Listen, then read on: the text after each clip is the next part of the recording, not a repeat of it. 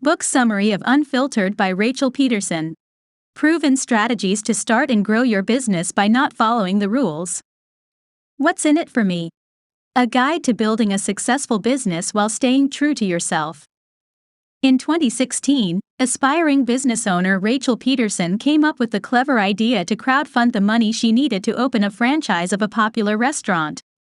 She worked day and night, handing out flyers, posting on social media, and spreading the news all over town. The day her campaign launched, she sat down at her computer and excitedly checked the balance, $0. That couldn't be right. After all, she'd put in the work and the idea was solid. She refreshed the page, $0. Rachel was humiliated and felt that she had let everyone down.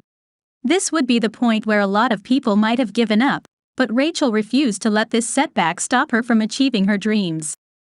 After learning from her mistakes and putting in the hard work, Rachel went on to become the founder and CEO of 2 multi-million-dollar companies, win multiple marketing awards, and be labeled as the Queen of Social Media. In this book summary of Unfiltered, we'll take a look at some of the most important lessons and strategies that Rachel Pedersen has learned throughout her business journey. We'll begin by discussing the initial aspects of starting a business and how to get into the mindset of the business owner you want to be. We'll also learn some helpful tips for creating a solid business foundation and connecting with your dream audience by being your most authentic self. Finally, we'll discuss how to overcome obstacles and create more positive thought patterns when the road to success gets bumpy. Reasons for starting a business are different for everyone, and they change with us as we grow. One of the most important first steps to starting your business journey is to discover your why. Why do you want to start a business? This may seem like a pretty simple question, but finding the answer is often easier said than done. This is also complicated by the fact that people change. As we grow into different seasons of our lives, our dreams and goals grow with us. You could ask 1,000 business owners how their journey started and get a different answer every time. The desire to start a business can be purely financial, which is perfectly fine. However, it can also be deeply personal and require a lot of soul-searching.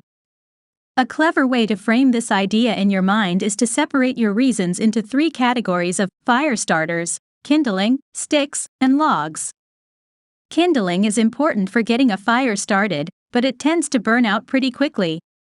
Reasons that fall into this category may be short-sighted ideas like, I really need money right now, or, I hate my 9-to-5 and want to quit. Sticks represent reasons that are a bit more solid. Think, I want to have more flexibility at work, or, I want my family to have a better life. Sticks are easy to find and keep the fire burning longer, but still won't last as their own structure. Finally, there are logs. Although they take longer to really get going, logs provide a solid base for your fire and will burn for a long time. Logs represent reasons that feed a bigger purpose in both your business and personal life, like wanting to create change in your industry, community, or even the world. Pinpointing the exact reason you want to start can sometimes be difficult, but it's a crucial element of building your business on your own terms. When the journey gets rough, it's important to be able to remember why you started in the first place. Before you start a business, you need to get into the mindset of the business owner you want to be. Once you've identified your own personal reasons for starting a business, the next step is to get into the mindset of the business owner you want to become. This includes deciding which type of business makes the most sense for you and your lifestyle. Rachel likes to refer to this step of the process as finding your square one. The best place to start is with your passions. Think about the things you enjoy most. Are you interested in travel? Do you find fulfillment in education and learning new things? Do you like meeting new people and engaging with a community? The more passionate you are about the kind of business you choose, the more work you'll be willing to put in to help it succeed. Next, you'll need to channel your inner superhero and discover the powers hidden behind your perceived weaknesses. Sometimes what we consider our worst flaws turn out to be our greatest strengths. For example, Rachel's teachers constantly remarked that she was too social in class. While this was seen as a negative on her school report cards, She later used this talent to become an incredibly successful social media manager. Another helpful piece of advice is to follow the old adage, you'll never know until you try. Some businesses can be deceiving on the outside, and what seems exciting to you in the beginning might end up being far less glamorous in reality. Give yourself time to try new things and see what sticks.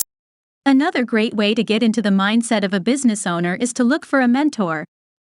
The key is to find someone who has achieved goals similar to yours and who shares the same morals and values. The opportunity to learn from someone with real business experience can be an invaluable resource, especially when you're first starting out.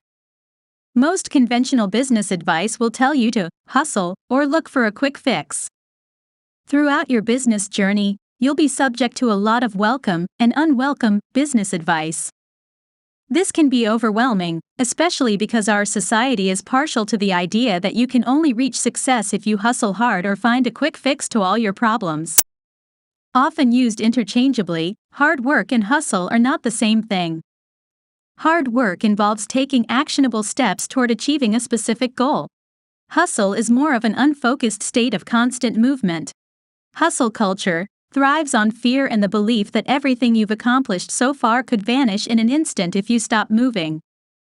This idea creates harmful mental roadblocks for potential business owners and is one of the reasons why so many businesses fail in their first few years. On the opposite end of the spectrum, some predatory business gurus will be eager to sell you a magic button to help you become a success overnight. The only problem is that this doesn't exist. If it did, someone would have found it already. The ultimate irony is that the entrepreneurs who spend their time actually putting in the work will reach their goals much faster than people who waste their time looking for an easy way out. It may seem too on the nose, but the old saying still rings true, slow and steady wins the race. The key here is to put in the hard work, build a solid foundation and not skip the basics. Before you begin, go over the most basic aspects of your potential business. What are the startup costs? Are there any barriers to entry?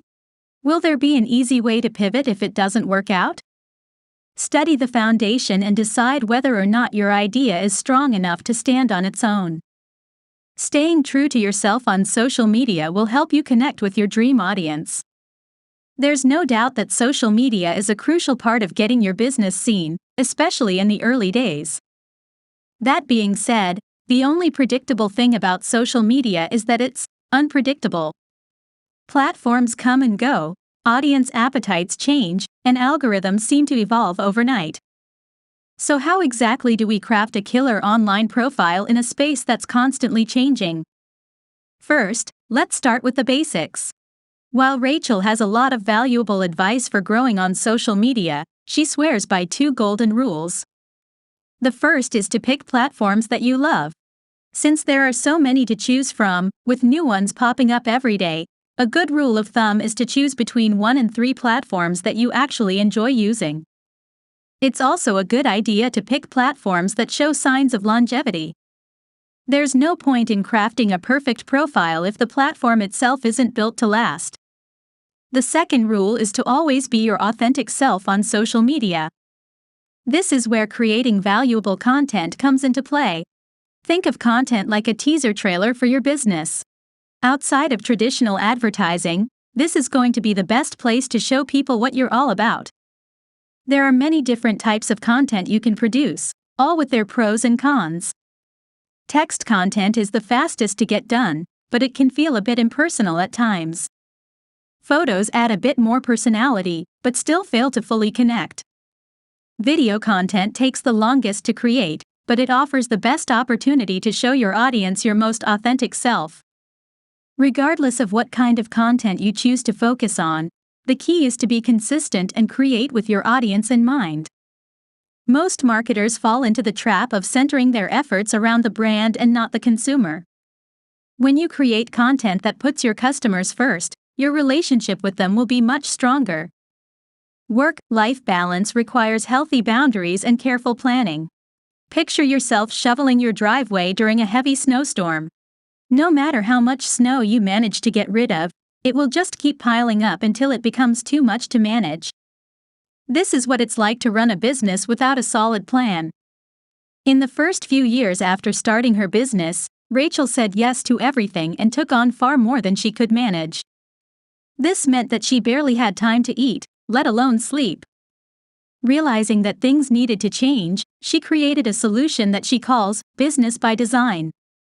The Business by Design plan is centered around creating healthy boundaries for your business and clients, as well as preparing for unexpected bumps in the road. A great place to start is by focusing on your budget. Financially, the sooner you implement a clear budget, the better. While it may feel tedious at times, paying close attention to where your money is going is the best way to decide how to spend it wisely.